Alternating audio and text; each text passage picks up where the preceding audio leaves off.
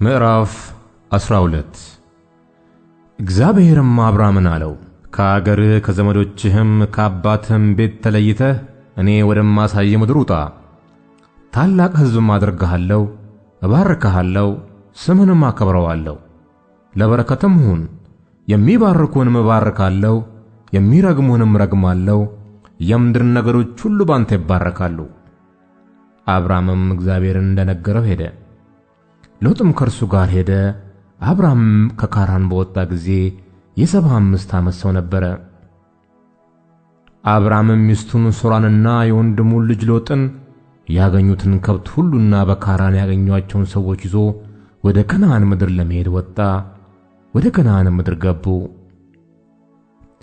አብርሃምም እስከ ሴኬም ስፍራ እስከ ሞሬ የአድባር ዛፍ ድረስ በምድር አለፈ።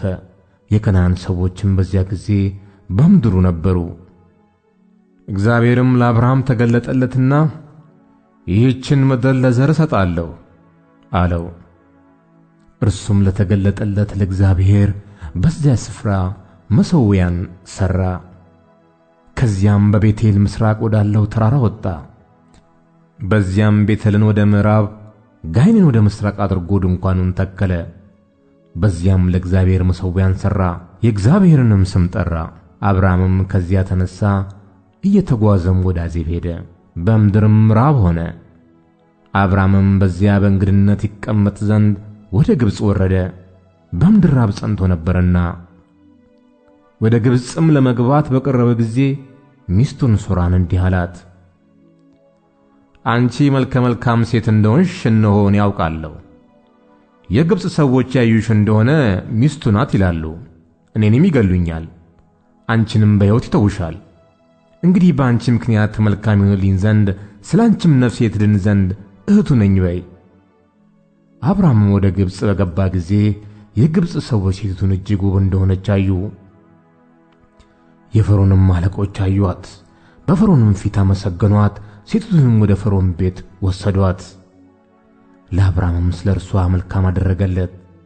ለእርሱ በጎችም፣ በሬዎችም፣ አህዮችም፣ ወንዶችና ሴቶች ባሪያዎቹንም ግመሎችም ነበሩት።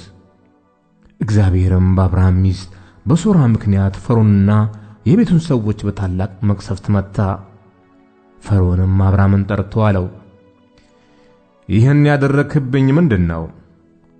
እርሷ ሚስትህ እንደሆነች ለምን አልገለጥክልኝም? ለምንስ እህቴ ናት አልህ? እኔ ሚስት ላደርጋት ወስጃት ነበር። አሁንም ሚስትህ እንኋት፣ ይዛሃት ሂድ። ፈርዖንም ሰዎቹን ስለ እርሱ አዘዘ። እርሱንም ሚስቱንም ከብቱንም ሁሉ ሸኟቸው።